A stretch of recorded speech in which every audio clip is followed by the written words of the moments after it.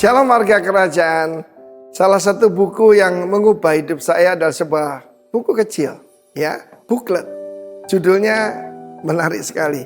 Bite your tongue. Gigitlah lidahmu. Kita harus tahu bagaimana cara kita menjawab. Dan terutama jangan ketika kita marah, tensi kita naik. Kolose 4 ayat 6 mengatakan, hendaklah kata-katamu senantiasa penuh kasih karunia, ya, always with grace, bukan cuma kasih karunia.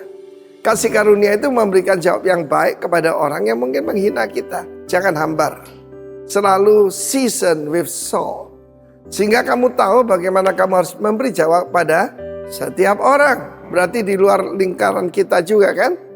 Nah, ada sebuah golden rule di dalam Lukas pasal yang ke-6 ayat 36 sampai dengan 38.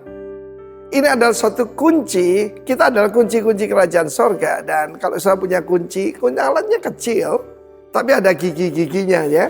Kalau satu aja diangkat tidak bisa dibuka. Di dalam Lukas pasal 6 ayat 36, hendaklah kamu selalu merciful, penuh murah hati, sama seperti Bapamu adalah murah hati. Kita lihat perumpamaan daripada seorang raja yang menghakimi seorang yang koruptor itu. Ya, 10.000 talenta, saudara. Dia ampuni, dia bebaskan sama sekali. Jadi ayat 37 supaya sama, ini golden rule ini, 4 ini tidak boleh tidak ada. Yang pertama, jangan menghakimi. Kita tidak patut jadi hakim. Hakim itu adalah Tuhan. Hakim adalah sang raja. Ya, jangan main hakim sendiri. Saya sering dengar itu. Ya, mengatakan siapa salah, siapa benar. Who are we? Siapa kita ini? Kalau kita menghakimi, pasti kamu pun akan dihakimi. Yang kedua, jangan lupa ini, jangan menghukum, condemn. Wah, ini bukan cuma mengatakan benar salah, tapi mengambil hukum dengan tangan sendiri. Kamu pun tidak akan dihukum. Ampunilah dan kamu akan diampuni. Saudaraku, forgive and you will be forgiven. Itu nomor 3. Ada nomor 4. Give, berilah dan kamu akan diberi. Satu takaran yang baik, yang dipadatkan, yang digoncang, yang tumpah keluar curahkan ke dalam peribaanmu. Ukuran yang pakai untuk mengukur akan diukurkan kepadamu. Siapa kita berhak mengukur orang lain? Seorang murid tidak bisa memberikan angka pada murid yang lain. Hanya guru yang berhak ya. Guru adalah Tuhan. Dan kita lihat jangan lupa 4 ini. Yang pertama, kunci segala sesuatu, hendaklah engkau murah hati. Sama seperti Bapamu di surga. 4 kunci. Yang pertama ya, 4 gigi dari kunci ini. Yang pertama, jangan menghakimi. Kamu akan dihakimi. Jangan menghukum. Kamu akan dihukum. Yang ketiga dan keempat, forgive. You shall be forgiven. Siapa daripada kita tidak butuh pengampunan? Dan yang terakhir, give shall be given unto you. Apa itu ribaan? Kita lihat dalam kehidupan daripada orang-orang pada zaman itu. Ya, kalau tangan kita cuma seberapa sih bisa menampung. Tapi zaman dulu kan orang pakai jubah gitu. Kalau jubah itu diangkat jadi kantongan, saudaraku. Dan itu yang digambarkan. Kalau kita mau ukurannya macam-macam ya. Bisa cuma dari kontainer, bisa juga kontainer itu wadah ya. Wadahnya makin besar tergantung seberapa besar kita ngampuni orang lain. Kapasitas kita untuk menerima itu ditentukan dari kapasitas kita untuk memberi. Dengan kita memberi, makin memperbesar kapasitas untuk menerima. The golden rule. Hiduplah dalam golden rule. Jangan menghukum, jangan menghakimi, jangan menghukum. Ampuni dan berilah. Dalam hidup saya cuma mempertahankan my heart, sweet spirit before the Lord. Orang menghina saya, mengata-ngatain saya, itu bukan tugasku. God is the judge. Amen. Haleluya. Tuhan dia berkata, revenge is mine. Pembalasan itu urusannya Tuhan. God bless you warga kerajaan. Hidup dalam golden rule. Amin. Shalom, silahkan duduk.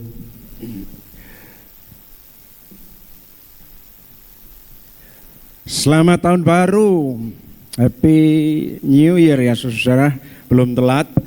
Tidak apa-apa, tapi kita bisa jumpa lagi di tahun baru itu luar biasa. Saudara. Banyak yang nggak bisa melewati tahun. Ada juga orang-orang yang nggak bisa melewati tahun karena Tuhan sudah memintanya untuk berkumpul, saudara ya. Tapi kita yang masih diberi tugas dan belum selesai, ayo kita manfaatkan, kita siapkan baik-baik. Tema gereja kita tahun ini adalah The Year of Preparation. Jadi tahun persiapan. Secara besar garisnya apa yang mesti disiapkan? Ya saya tambahkan sendiri di sana, tentu saja menyiapkan kita jadi umat yang layak bagi Tuhan ya, sampai di kekekalan. Itu persiapan yang tidak boleh kendor terus setiap waktu. Dan persiapan juga untuk menghadapi hari-hari ini dari tahun lepas tahun. Dan juga persiapan untuk menghadapi hari-hari ini, hari lepas hari. Oke, mari saudara, segala sesuatunya perlu di-prepare. Yang disiapkan aja kadang-kadang masih gagal, apalagi yang tidak disiapkan. Ya, oke. Dan kita akan mulai renungan kita hari ini, The Year of Preparation. Tapi saya akan bicara lagi, Tuhan taruh begini ya. Hati Tuhan berkata, kita kembali ke sedikit yang dasar, sederhana saja. Sederhana, kembali kepada yang dasar dan tidak panjang-panjang, saudara, supaya saudara langsung bawa pulang dan bisa diterapkan dalam hidup kita. Kenapa begitu? Karena Tuhan inginkan kita makin hari makin presisi dan fokus. Kalau tidak itu ngelambiar kemana-mana saudara. Dan akhirnya kita gagal mencapai sasaran Allah. Itulah yang disebut hamartia. Di tahun yang baru itu mungkin kita bisa bikin macam-macam, saudara. Kita bikin planning hari ini, semua di plan. Oke, itu baik ya. Prediksi. Bahkan kita taruh mimpi-mimpi kita yang belum terjadi di tahun kemarin untuk bisa berhasil di tahun ini. Bulan Januari konon ya ada diambil dari Janus, seorang yang punya dua wajah, satu masih menoleh ke belakang, satu menoleh ke depan. Ini mitologinya kayak gitu. Memang Januari itu masih ada sisa-sisa Desembernya kan, makanya mesti di planning baik-baik. Yang nggak benar mesti harus kita akhiri dan kita masuk kepada sesuatu, persiapkan baik-baik. Untuk tahun ini kita betul-betul tidak mengulang kesalahan yang sama. Katakan amin.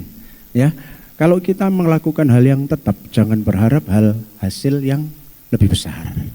Ya, kalau kita melakukan sesuatu yang tetap dari waktu ke waktu, kita tidak akan pernah menghasilkan hal-hal yang besar. Maka mesti di planning. Di sini ada apapun, ada prediksi, bahkan mungkin mimpi-mimpi untuk bisa kita ambil itu. Tapi jujur ya saudara, masa depan itu bukan dalam kendali kita lah sebenarnya. Ya kita renungkan yuk, masa depan itu sebetulnya bukan dalam kendali kita. Saudara Tuhan Yesus ini, Yakobus katakan, saudara-saudari, sadarilah, kamu tidak tahu apa-apa tentang hidupmu besok.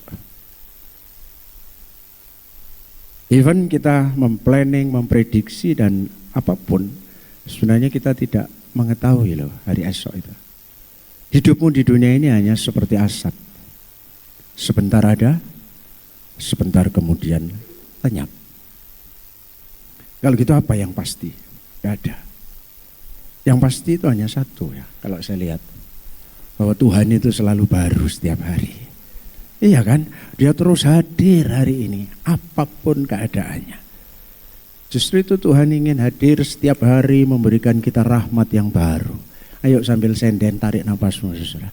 Terima kasih masih bisa bernafas dengan lego. Hari ini mami saya nafasnya tidak bisa lego dan ada di ICU. Tapi kita bisa nafas. Itu karena anugerah Tuhan. Amin saudara ya. Ayo ambaan saudara. Ya bisa merasakan kebaikan Tuhan. Dan itu Tuhan desain setiap hari, selalu baru. Rahmat Tuhan setiap hari.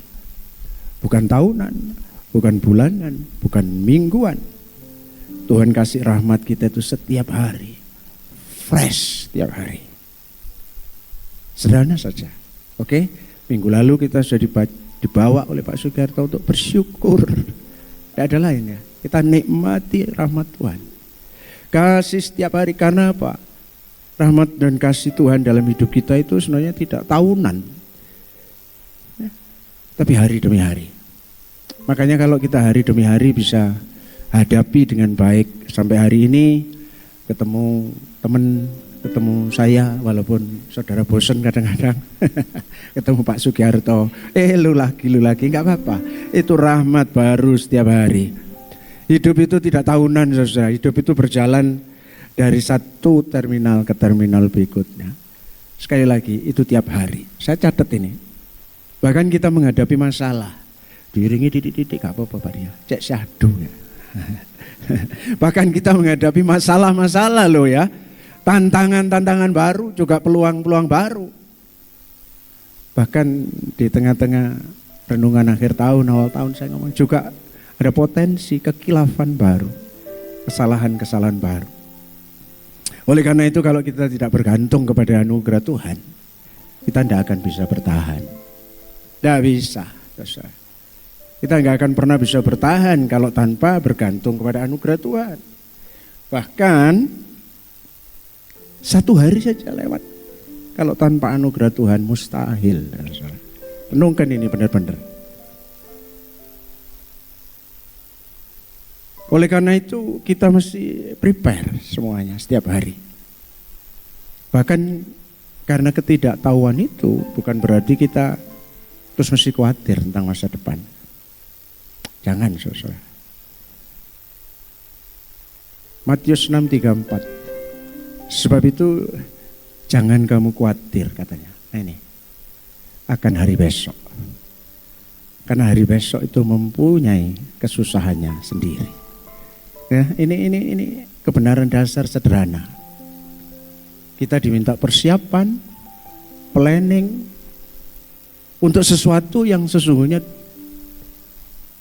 tidak bisa kita kendalikan. Dan itu kita butuh rahmat Tuhan setiap hari. Jangan malah masuk menghadapi tahun baru dengan penuh kekhawatiran. Saya bersyukur minggu pertama dapat hosti, segala perkara dapat kutanggung di dalam Dia. 2 hari kemudian perkara itu benar-benar terjadi. dan saya ngomong thank you Tuhan. Berarti Engkau berjanji untuk memberikan kekuatan. Maka jangan perlu khawatir, saudara. Amin, saudaraku, ayo. Jangan khawatir hari esok. Karena hari esok itu punya kesusahannya sendiri. Ini ayat-ayat yang familiar. Hidup ini tidak dimaksudkan oleh Tuhan untuk dijalani sekaligus. Itulah kesalahan kita, kadang-kadang kita nggak telaten dengan hidup ini. Tuhan itu tahu kita cuma bisa handle 1 hari dalam 1 waktu. Maaf, ya, kita cuma bisa handle 1 hari ini dalam 1 waktu kronos yang begitu panjang. Makanya Tuhan ngomong kesusahan sehari cukup untuk sehari. Jangan susah untuk tahun depan, ya. Jangan susah untuk bulan depan. Hari ini semua unpredictable. Geopolitik, ekonomi, sosial dan macam-macam. Bahkan pandemik, penyakit, perubahan-perubahan. Jangan terlalu ke sana. Prepare aja dari hari lepas hari. Hidup ini tidak dimaksudkan untuk Tuhan untuk dijalani sekaligus. Ya. Kenapa seperti itu? Supaya setiap hari kita bergantung kepada Tuhan. Itulah. Ayo jalani hari ini. Every day with Jesus. Setiap hari bergantung dengan Tuhan. Makanya Tuhan ngomong, jangan khawatir hari besok. Hari besok ada kesusahannya sendiri. Dan ingat, hari besok aku ada di sana. Maka handle hari ini. Besok pun aku akan bersamamu. Saudara. Kasih setia Tuhan itu seperti embunnya yang segar dan tak pernah habis. Terus gitu. Alkitab bilang tak habis-habisnya rahmatnya. Selalu baru setiap hari. Ayat ini akhir-akhir ini, sebulan ini jadi ayat emas saya. Gitu. Tak habis-habisnya rahmatnya. Selalu baru setiap hari. Dan ini akan mampu untuk mengeliminir tantangan apapun hari ini. Ratapan 3 ayat 23 dan 22-23. Tak berkesudahan kasih setia Tuhan. Waduh, walaupun jatuh itu tapi tak berkesudahan kasih setia Tuhan. Tak habis-habisnya rahmatnya. Selalu baru tiap pagi. Besar kesetiaanmu. Katakan amin. Saya ajak bareng-bareng ya. Baca sama-sama dengan iman. 2, 3. Tak berkesudahan kasih setia Tuhan. Tak habis-habisnya rahmatnya. Selalu baru tiap pagi. Besar kesetiaanmu. Amin. Khawatir apa, saudara? Anda tidak perlu khawatir. Tuhan tidak kasih rahmat yang baru itu seminggu sekali, enggak. Tiap hari rahmatnya selalu baru seperti embun di atas rumput itu. Setiap hari supaya kita bergantung padanya. Sejak zaman di padang gurun, manapun diberikan tiap hari, supaya Israel bergantung setiap hari. Bahaya orang Kristen adalah bahaya independensi. Padahal kita adalah makhluk yang interdependen. Artinya apa? Makhluk yang bergantung penuh pada kemurahan Tuhan. Kita itu makhluk yang bergantung penuh pada rahmat Tuhan. Kita itu makhluk yang bergantung penuh pada kasih setia Tuhan. Nah, tahu awal tahun ini saya dibawa kepada makin bergantung. Filosofi dunia lain, semakin seseorang menjadi besar, menjadi kaya, menjadi besar, menjadi kaya, menjadi kuat, menjadi dewasa, semakin tidak bergantung. Bahkan orang tua dengan bangga ketika anak-anaknya sudah dewasa dan lepas, wis mari dadi wong kabeh. Apa selama ini bukan manusia? Tapi yang dimaksud adalah sudah tidak ngeriwui kita kan, karena anak-anak kita sudah mandiri. Tunggu dulu, semakin kau dewasa, semakin kau dalam di dalam Tuhan, engkau harus semakin bergantung kepada Tuhan. Dan untuk itu yang disukai Tuhan, bergantung terus setiap hari kepada Tuhan. Tidak ada lagi sebenarnya hal yang bisa membuat kita sudahlah, mulai hari ini saya sudah bisa independen dengan Tuhan. Tidak. Bahkan setiap hari kita mesti terus bergantung kepada Tuhan. Dan kebenaran dasarnya adalah preparasinya apa? Supaya kita bisa menjalani tahun ini dengan baik. Di tengah ketidakmampuan memprediksi yang di depan. Dan kadang-kadang di tengah-tengah kekhawatiran, ketidakpastian. Selain rahmat Tuhan, apa itu? Keinginan dari kita untuk selalu bersekutu dekat dengan Tuhan. Ada lain, saudara. Oh, Pak Ong ini kok jadi tradisional? Enggak, saudara. Hati Tuhan itu gitu loh. Bukan yang lain-lain. Engkau makin dekat, makin bergantung pada Tuhan. Cuman itu, engkau boleh makin pinter, makin hebat, makin sukses. Tapi please, engkau harus makin bergantung kepada Tuhan. Garis bawah ini. Jangan pernah merasa, aku sudah bisa jalan sendiri. Musa orang hebat itu, yang sudah menyaksikan semuanya. Belum ada hari ini, seorang komandan yang mampu memimpin 3 juta orang, tanpa alat komunikasi, tanpa pengeras suara, tanpa apapun. Tapi dia tetap ngomong, kalau engkau tidak berjalan bersamaku, sorry, aku tidak mau melanjutkan perjalanan ini. Apakah awal tahun ini engkau bersama dengan Tuhan dan ngomong, Tuhan, aku tidak berani lalui tahun ini tanpa engkau. Aku butuh rahmat-Mu setiap hari. Ayo saudara, berkat akan turun, rahmat akan turun kepada orang yang selalu meletakkan dirinya untuk mau dekat dengan Tuhan. Waktu pagi adalah waktu yang terbaik. Saya dorong saudara untuk punya komitmen baru. Apalagi ini di bulan Januari ini. Restoring relationship. Sebetulnya tema kita bulan ini. Merestore, memperbaiki hubungan. Dan itu bukan hanya dengan orang lain. Bukan hanya dengan mertua, anak, menantu. Tapi yang utama adalah dengan Tuhan Sang Pemberi Hidup. Makanya Daud katakan, Tuhan, pada waktu pagi engkau mendengar seruanku. Pada waktu pagi aku mengatur persembahan bagimu. Dan aku menunggu-nunggu. Ayo mulai pagi saudara. Bukan dengan secangkir kopi. Maaf ya Pak Andre ya. Sebelum minum kopi di GH. Mulai dulu dengan Tuhan. Amin. Dengan hadirat Tuhan. Mulai dengan Tuhan. Memulai setiap hari dengan rahmat Tuhan. Membuat kita nanti siap menghadapi hari itu. Makanya Tuhan itu selalu ngomong ya. Susan sehari cukup untuk sehari. Dan Daud ngomong, aku pada waktu pagi mendengar seruanku. Pada waktu pagi aku mengatur persembahan dalam bahasa yang lain. Aku menanti-nantikan engkau. Jadi bukan terus blung pergi. Enggak. Dimulai pagi. Dan kemudian tetap pujian adik Tina tadi terakhir. Tetap terhubung dengan dia sepanjang hari. Inilah preparasi yang tepat di awal tahun ini. Sederhana, saudara tidak perlu investasi uang yang banyak.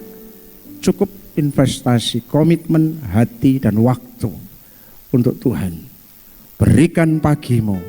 Dari mimbar ini saya serukan. Sederhana ini kalau saudara tidak lakukan tahun kemarin, jadikan ini resolusi.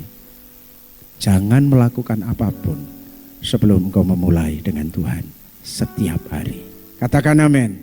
Mulai hari ini, sesibuk apapun, berikan mesbah yang terbaik buat Tuhan. Tidak ada cara lain. Coba ya nanti perhatikan saudara. Pak Sugiharto, saya dan kita pun akan semakin tua. Dan kau siap-siap saja. Khotbah orang tua itu muter-muter untuk dekat ke Tuhan. Loh iya loh saudaraku. Semakin engkau dalam ke Tuhan. Rasanya kita tidak perlu metode lain. Cuma di kaki Tuhan. Tidak ada lain. Itu yang terbaik. Kadang-kadang itu memang diciptakan oleh situasi yang tidak menentu ini. Tujuannya untuk apa? Supaya kita tidak punya waktu bagi Tuhan. Ini sederhana tetapi yang paling merusak sendi-sendi rohani. Karena kita tidak punya waktu lagi untuk Tuhan. Berkat pun kadang-kadang bisa mengganggu, apalagi masalah. Oleh karena itu, please, seperti Daud, pada waktu pagi engkau mendengar seruanku. Pada waktu pagi aku mengatur persembahan bagimu. Dan aku menunggu-nunggu. Ingat, dalam hadirat Tuhan. Lalu gak kerja Pak. No. Filosofinya begini, aku menunggu-nunggu itu berarti kita ada di lingkaran mesbah Tuhan. Nah kalau kerja, ya tempat kerjamu jadikan mesbah Tuhan. Kantormu jadi mesbah Tuhan. Pawon, dapur jadi mesbah Tuhan. Dimanapun kau berada, kiranya engkau sedang menunggu-nunggu Tuhan untuk mendengarkan suaranya. Tenang saja, rahmat Tuhan itu selalu baru. Maka dari itu mari kita mulai lagi restoring relationship kita dengan Tuhan ini. Yuk ya, kita restoring relasi lagi dengan Tuhan. Mulai lagi bangun mesbah setiap hari. Saya percaya jika hal itu dilakukan konsisten, kita akan menang tahun ini. Lebih dari seorang pemenang. Yang tadi saya minta pujian Tuhan menolongku ya.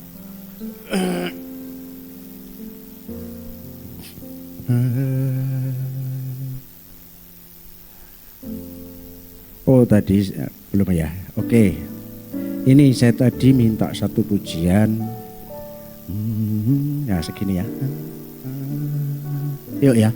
Musim boleh berganti. situasi pun bisa. Kalau saudara buka gadget ya, yang tadi Pak Sugarto sudah singgung, Amerika kobongan, Ukraina belum selesai, Israel perang, Pak Prabowo ngadepi banyak masalah. Kadang-kadang kita jublek ya gitu loh dalam bahasa Jawanya. Duh, wah ketemu masalah ya. Tapi tetap aja, jangan kehilangan waktu-waktu baik dengan Tuhan. Gini ya, kalau di Januari ini masalah di Desember masih ikut, masalah di November masih ikut. Realitanya kan gitu toh. Jadi pergantian tahun ini seolah-olah kan cuma pergantian kalendris saja. Dari satu kronos ke kronos lagi. Tapi tetap loh itu. Saudara jangan takut.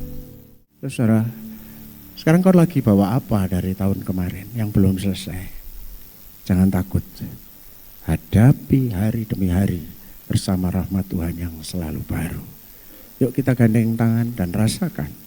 Kalau engkau memprioritaskan lagi, memperbaiki lagi, merestoring lagi setiap hari hubungan dengan Tuhan, maka kau akan keluar jadi pemenang. Immanuel, Tuhan memberkati.